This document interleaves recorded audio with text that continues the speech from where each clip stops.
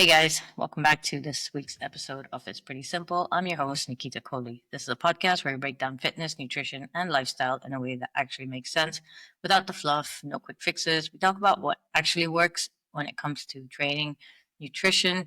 I get some great guests on the show too, and we just want you to feel good in your body.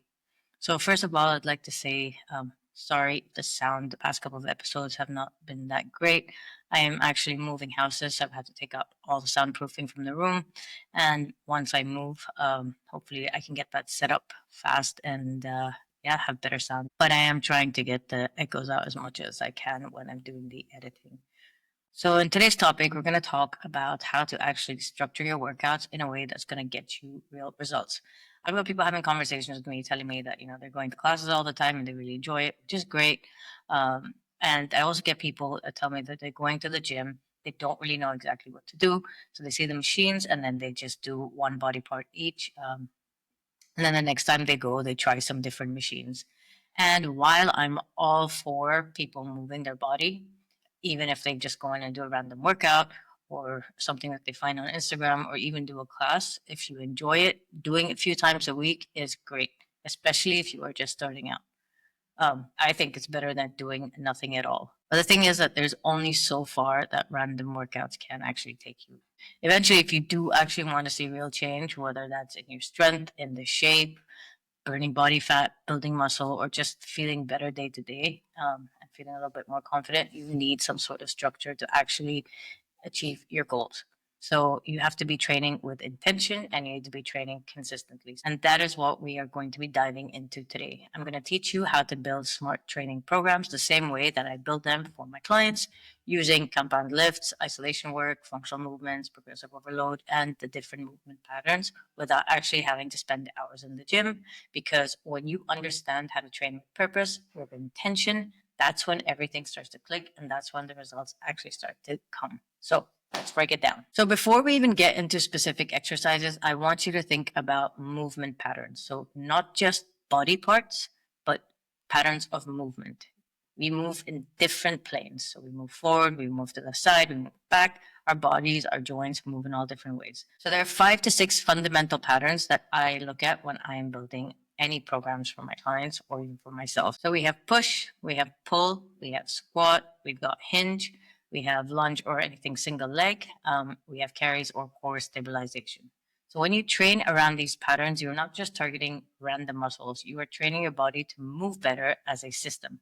And that is super, super important. This is what helps in the gym and in your everyday life. So, for example, a hinge movement like a deadlift builds glutes and hamstrings, but it also helps protect your lower back and it also teaches you how to pick things off the ground. In the same way, we've got squats, for example. It's not just training your quads, it's also training your core, and it also is going to help you learn to pick up your body weight. You know how people say, when I get older, I don't want help getting off the toilet. This is exactly it. So squats are something that's going to help you with that in the future. A carry trains grip, posture, and core all at once. And I saw a recent study that said that grip strength is directly related to longevity as well. And that also helps you, like farmer's carry, for example. I mean, for me at least, I'm coming out of the supermarket, I'm bringing water bottles home, and I've got to hold the 2 packs of 6 and 6 on each side. And that's my farmer's carry. So this is still training for real life. So this is how we make your training functional and transferable into your real life, because it's not just about hypertrophy and it's not just about building muscles, but you also want to be able to have the strength to do the things that you do day to day in your real life. Now let's talk about compound movements. So these are multi-joint exercises. So you have your squats, your deadlift, your bench press, your rows, your overhead presses. This is where you are hitting multiple muscle groups at one go. They're efficient, they build strength fast, and they fit directly into the movement patterns that we talked about earlier. So in every single program that I write, compound lift always comes first. Why? Because they are demanding. They require coordination, they require energy, and they require focus because you're using so much of your body. So you also want to make sure that you're hitting the compound lifts in the beginning of your workout so that you're fresh and you can go heavy and you can train in proper form without getting tired. So when people say do your cardio before your strength, please don't do that. First, go and do your compound lifts. Leave the cardio to the end because cardio is going to use way too much energy that you're not going to have for your main lifts. If you want to do a warm up, you're fine with doing like 10 minutes on a bike or just doing an incline walk for about 5 minutes or something like that. But do not do an actual cardio session before you go lifting, unless you're splitting it into two sessions. Like if you're doing morning cardio and then evening weightlifting, that's totally fine. But if you're going to the gym, you're going on the cardio machine and then you're lifting, please don't do that. Swap it over. And then we have progressive overload, which is obviously my favorite thing. And it is really the secret to get results. I know I talk about it a lot, but it really is what's going to get you the results. You cannot stick to the same weights forever. You cannot stick to the same sort of intensity forever. You have to always challenge yourself. So a lot of people tend to skip it, and that's why they plateau. So if you are a beginner starting out and you feel like you don't have any strength and you start off with light weights, let's say you're going 3 kilos, 3 kilos, you're not going to progress very far once you actually build the strength for those 3 kilos, which is going to be very quick. Probably 2 weeks of consistency or 3 weeks of consistency. Those 3 kilos are not going to do anything for you anymore. So it's extremely important that you do have access to weights, but there is also other ways that we can work on it. So progressive overload, as mentioned in many of my episodes, it just means doing a little more over time. So it's just challenging yourself.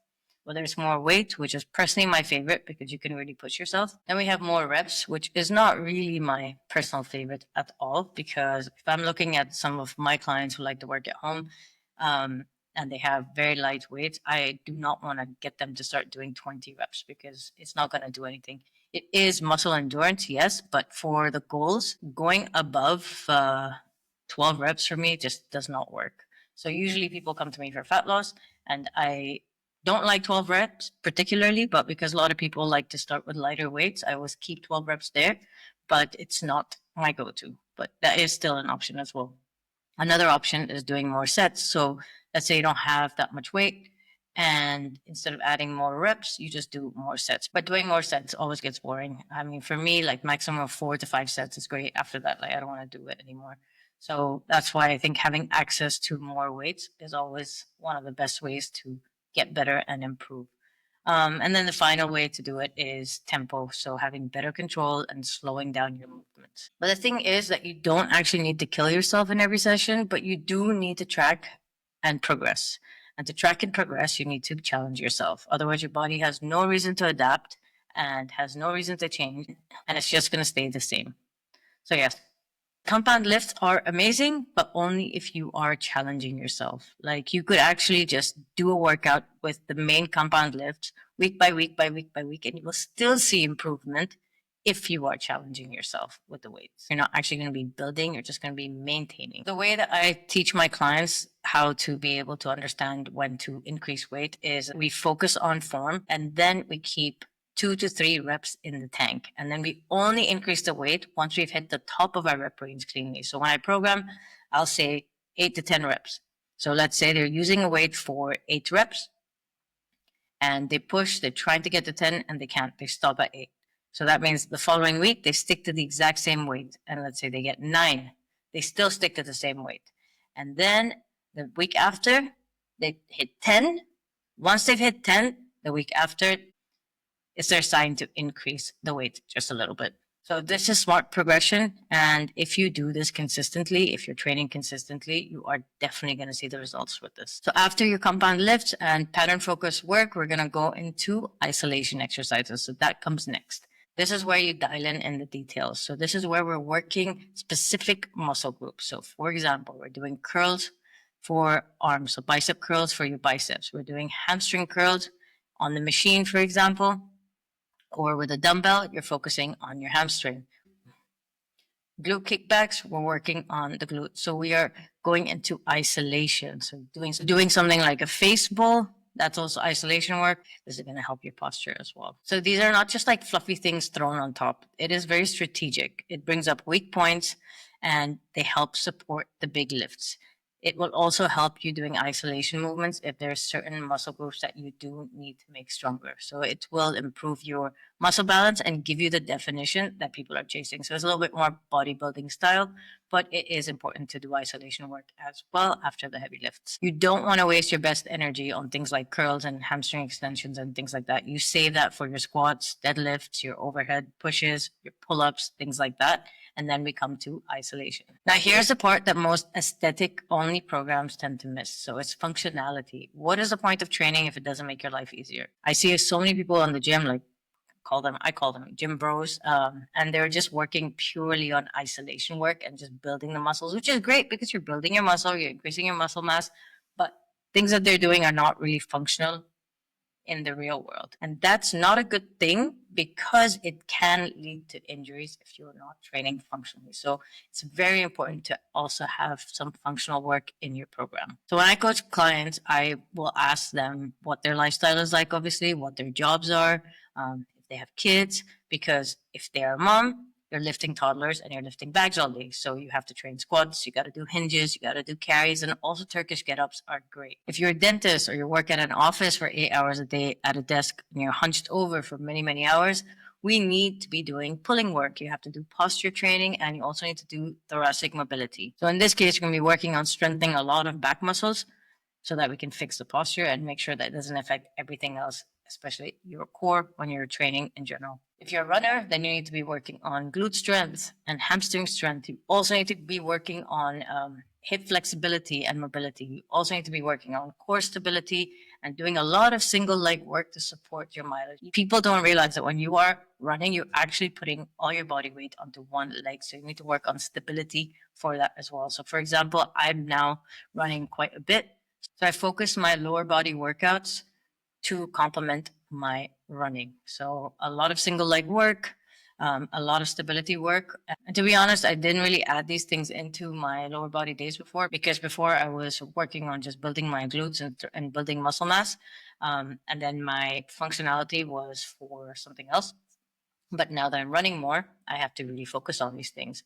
So what you do with your life and what you do as a job and what you're working towards really, really matters with how you add the functionality into your training. And if you're somebody who does a lot of manual labor, construction site, plumbing, electrician, all these things, you got to be working on grip. You got to be working on your core and you really have to be working on your rotational strength as well because we don't want to injure your back. And then when you're looking at compound lifts, doing things like deadlift, squats, again, super important. So your compound lifts are going to be important no matter what you do. But you do need to be adding things that are going to relate to your real life and going to help you improve instead of getting you injured. So in going over all those things, you can see that functional means different things to different people. It's really going to depend on what it is that you're working on and what it is that you do. But the principle is always the same. Your training should support the way that you move through your actual life. Okay, so how do I put it all together in real coaching and how can you put it together when you are planning your plan? So you want to start with movement patterns. We're looking at push movements, pull movements, hinge, squat, lunge, and carries. Then you're going to layer in your compound lifts. You're going to hit those big movements while you're fresh. And then we're going to apply progressive overloads. So you're going to make sure you are tracking your weights, your reps, and aim to improve gradually. I've done an entire episode on how to track your workouts and your weights. So make sure you check that out and click on the card up here. And then you want to add in your isolation work. So this is a little polishing of your weak links and build symmetry in your body. So do we need to work on our shoulder strength? Are we going to do some Arnold presses? Are we going to do some lateral raises? Do we need to be working on our traps? Are we going to do pulls? So we're going to be polishing all the weak links and making sure that you are getting stronger with specific muscles. And then you include your functional drills. So this will be based on your lifestyle, your job, and what your goals are, and if there's something you're working towards at the moment.